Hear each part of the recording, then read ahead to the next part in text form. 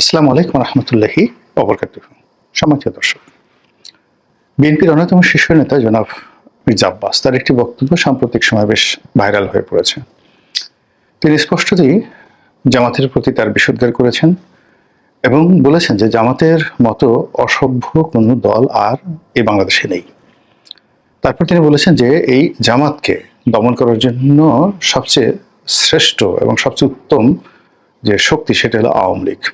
পরবর্তীতে তিনি আরেকটু এগিয়ে গিয়ে বলেন যে আসলে জামাতের মতো আওয়ামী লীগের একটি অসভ্য দল, এরকম অসভ্যদেরকে দমন করার জন্য জামাতের মতো এরকম একটি অসভ্য দলকে দমন করার জন্য বিএনপির মতো এরকম ভদ্রলোকের আসলে জায়গা নেই। এখানে আওয়ামী লীগের মতো লোককেই বা আওয়ামী লীগের মতো দলকেই মূলত দরকার, জামাতকে যাকে বলা হয় নিয়ন্ত্রণ করার জন্য।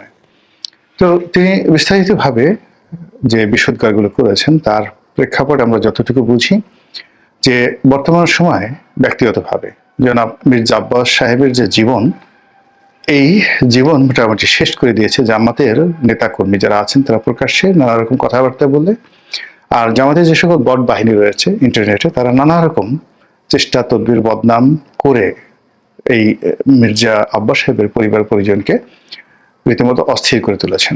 অন্যদিকে বিদেশে বসে যারা সাধারণত ইউটিউবিং করেন, ফেসবুকিং করেন বা টিকটক তৈরি করেন, এ সকল লোকজনকে অনেকেই জামাতের এজেন্ট হিসেবে, পেইড এজেন্ট হিসেবে অভিহিত করেন এবং সেই সকল লোকও পাইকারি হারে যাদেরকে অকথ্য ভাষায় নির্বিচারে গালাগাল দেন তাদের মধ্যে মির্জা আব্বাস প্রধানতম। তার বাবা কি করতেন, তার স্ত্রী কি করেন, টাকা পেলেন কোথায়, কোথায় ব্যবসায়, কোথায় বাণিজ্য, এ সকল কথা নিয়ে নানা রকম ব্যঙ্গ বিদ্রুপের পাশাপাশি টুইটুকারি করে কথা বলা, তারপর মানে এতটা অশ্লীল এতটা অশ্রাব্য ভাষায় তাকে লিখিতভাবে এবং মৌখিকভাবে আক্রমণ করা হচ্ছে যে তার জীবন রীতিমতো তছনছ হয়ে গেছে। আমি জানি না যে আসনে তিনি নির্বাচন করবেন সে আসনে জামাতের প্রার্থী কে এবং তার সঙ্গে আসলে জামাতের প্রার্থীর কোন তুলনা চলে কি না, কিন্তু তা সত্ত্বেও জামাত ইসলামের যে রাজনীতি, তার ধরন এবং প্রকৃতি তাকে রীতিমতো একেবারে মানে বাতিকগ্রস্ত করে তুলছে, ব্যস্ত সমস্ত করে তুলেছে। তিনি তার যে বক্তব্য, এটা একটা পাবলিক অ্যাড্রেসিং ছিল, জনসভা ছিল, সেখানে তিনি বলার চেষ্টা করছেন যে এরা মানুষের জাত না, এরা যে কর্মকাণ্ড করে বা এরা যে ভণ্ডামি করে, ধর্মকে ব্যবহার করে আমাদের যারা সাধারণ মানুষ রয়েছেন বা সরল সোজা মা বোনেরা রয়েছেন তাদের বিশ্বাসকে পুঁজি করে এরা যে সকল খেলাধুলা করেন, এরা যে সকল কৌশল অবলম্বন করেন, এর মতো ভয়াবহ আর কোনো জিনিস নেই। তিনি উদাহরণ হিসেবে বলার চেষ্টা করলেন যে এই জামাতের মহিলারা তারা বোরকা পরে বিভিন্ন বাড়িতে সেই ঢুকে যায়, কোথাও পানি খাওয়ার নাম করে, কোথাও একটু বসার নাম করে, কোথাও অন্য কোনো ওসিলা ধরে তারা সেখানে ঢুকে, তারপর ইনিয়ে বিনিয়ে তারা জামাতের পক্ষে কথা বলার চেষ্টা করে এবং মুসলমানদের যে ধর্মবিশ্বাস, সেই ধর্মবিশ্বাসকে কাজে লাগিয়ে বলার চেষ্টা করে যে জামাতকে যদি ভোট দেওয়া হয় এই পূর্ণ হবে, যদি ভোট না দেওয়া হয় তাহলে এই পাপ হবে। এটা নিয়ে নানা রকম যে যাকে বলা হয় ন্যারেটিভ তারা ইতিমধ্যে তৈরি করে ফেলেছে। তারপর যখন তারা কাউকে নরম করতে পারে বা কনভিন্স, তারা মনে করে যে এই মহিলাটি কনভিন্স হয়েছে, অর্থাৎ তার কাছে তাদের কাছে মানে যাদেরকে খুব যাকে বলে একেবারে শিকারী বলে মনে হয়, যাকে শিকারটা ধরা পড়েছে ফাঁদে, তারা যে প্রচারণাগুলো করে যাচ্ছিল সেই প্রচারণায় ফাঁদে পা দিয়েছে যে মহিলা, তার নিকট থেকে বায়াত গ্রহণ করে কিংবা কমিটমেন্ট তারা আদায় করে নেয় এবং সেটার ধরন আরো অভিনব। তখন তারা হাতটাকে টেনে নেয়, হাত টেনে নিয়ে আমরা যেভাবে যাকে বলে আন্তরিকতা দেখানোর জন্য ছেলেরা, বিশেষ করে ধরুন অন্য একটা ছেলেকে যদি হাতটা জড়িয়ে ধরি তারপরে বলি যে আমার বুকে হাত দেন, তো বুকে হাত দিয়ে আপনি কসম করে বলেন যে এই কাজটা করবেন কিনা। তো এই ক্ষেত্রে যে কোনো পুরুষই যদি আপনার বুকে হাত দেয় তাহলে ধরে নেওয়া হয় যে তার মনটা নরম হয়ে যায়, সে কমিটমেন্ট যেটা করে সেই কমিটমেন্টটার উপরে সে স্থির থাকবে। তো এই ওসিলা করে বা এই কৌশল অবলম্বন করে তারা বিভিন্ন মহিলাদেরকে এভাবে হাত ধরে তাদের সেই বুকে হাত রাখে। মহিলারা তো মহিলাদের বুকে হাত রাখতে পারে, কোনো সমস্যা নেই। তো হাত রাখার পরে তারা বলে যে ঠিক আছে, আপনি শপথ করে বলেন যে বুকে হাত দিয়ে বলেন যে আমার জামাতকে আপনি ভোট দেবেন। তো হয়তো অনেকে বলেন, তো বলার পরে এরপর তারা আসল ভণ্ডামিটা করেন, যেটা মির্জা আব্বাস বলছিলেন। সেটা হলো তাদের গলায় একটা তাবিজের মতো কোনো কিছু ঝুলানো থাকে, ছোট ছোট করে, সেটাকে একটা ছোট আকৃতির একটা কোরআন শরীফ তাদের হয়তো গলায় ঝুলানো থাকে, আবার নাও থাকতে পারে, এটা সে জানে। তো তখন বা এটার উপকর্তে এমন হতে পারে কোনো মহিলা হয়তো কোরআনে হাফেজ, তার বুকের মধ্যে 30 পারা কোরআন সংরক্ষিত রয়েছে, হোয়াট এভার মেবি। কিন্তু বাস্তবতা হলো ওই বুকে হাত দেওয়ার পর সংশ্লিষ্ট জামাতের মহিলা যারা আছেন তারা বলতে থাকেন, এই যে আপনি আমাকে হাত দিয়েছেন বুকে, এটা কিয়ামতের দিন কিন্তু আপনাকে জবাবদিহি করতে হবে। এর কারণ হলো আপনি কোরআন শরীফ স্পর্শ করে এই শপথ করলেন, এর কারণ আমার বুকে কোরআন আছে। তো এই বুকে যে কোরআন আছে, এটা মির্জা আব্বাস কিভাবে কোরআন আছে সেটা স্পষ্ট না করে তিনি বলেছেন হয়তো তাবিজ আছে। আমি আবার একটু আন্দাজ করে বললাম হয়তো তাবিজের বাইরে কেউ হয়তো কোরআনের হাফেজও হতে পারে, হোয়াট এভার মেবি। তো এটাকে প্রচারণার একটি, যাকে বলা হয় সর্বোচ্চ অস্ত্র হিসেবে মির্জা আব্বাস বর্ণনা করেছেন।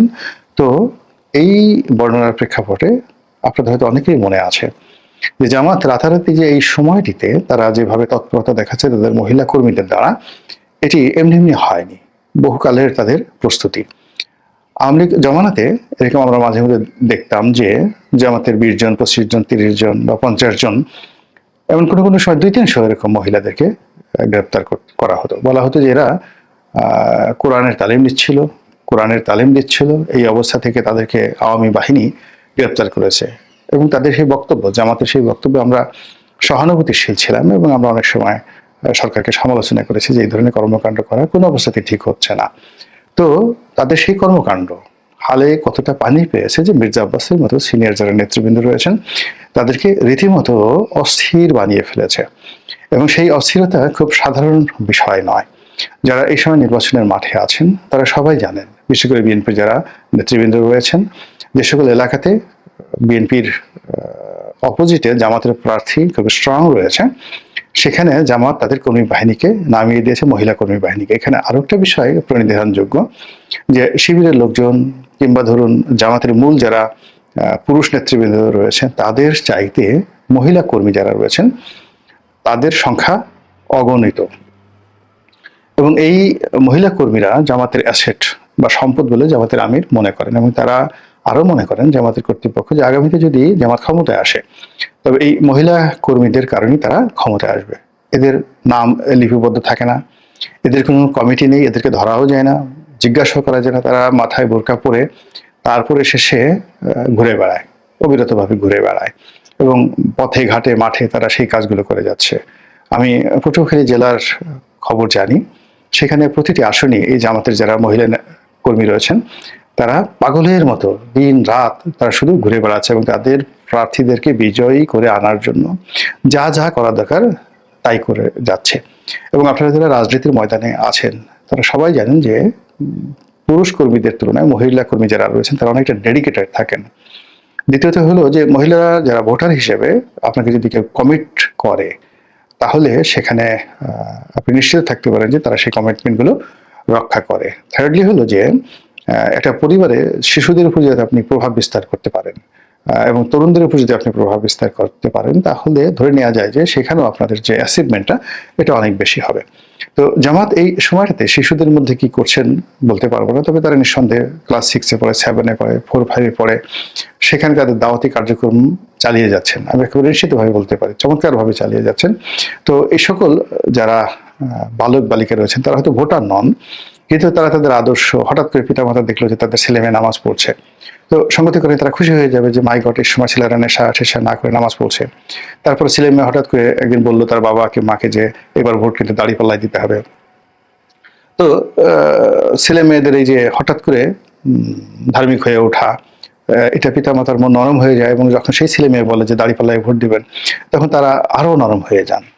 এরপরে আপনি যদি মহিলাদের মধ্যে সেই প্রভাব বিস্তার করতে পারেন, আমি অনেক কট্টরপন্থী আওয়ামী লীগ নেতাদেরকে চিনি যাদের স্ত্রীরা ইতিমধ্যে জামাতের যাকে বলা হয় প্রলুব্ধ হয়েছেন, জামাত দ্বারা রিক্রুট হয়েছেন, জামাতের প্রতি তারা যাকে বলা হয় আনুগত্য প্রদর্শন করেছেন। এটা আওয়ামী লীগের নেতাকর্মী রয়েছেন, বিএনপির বড় বড় নেতাকর্মী রয়েছেন, এমনকি সামরিক বেসামরিক বড় বড় কর্মকর্তা রয়েছেন, যারা কোনো রাজনৈতিক দল করেন না, কিন্তু তাদের স্ত্রীরা ইতিমধ্যে জামাতের রিক্রুটমেন্ট যে নেটওয়ার্ক, সেই নেটওয়ার্কের মধ্যে তারা পড়ে গেছেন। আপনি দেখবেন যে হয়তো একজন জেনারেল, হয়তো একজন ব্রিগেডিয়ার, এমনি খুব ডাটফাট করে চলছেন, কিন্তু তাদের স্ত্রী বা সন্তানদের মধ্যে আপনি জামাতি লেবাস দেখতে পাবেন। এটা হলো তাদের যে ডেভেলপমেন্ট, সেই ডেভেলপমেন্টের একটি অংশ, এবং সেই ডেভেলপমেন্টটা রাজনীতির ময়দানে কতটা হৃদয়ম তৈরি করছে, কতটা আতঙ্ক তৈরি করছে, কতটা সঙ্গীত তারা সেখানে সুর মূর্ছনা তৈরি করছে, এটি মির্জা আব্বাস সাহেবের যে আহাজারি, তার যে রাগান্বিত মনোভাব, তার মধ্যে আপনি হয়তো খুঁজে পাবেন। মহান আল্লাহ আমাদের সবাইকে হেদায়েত দান করুন।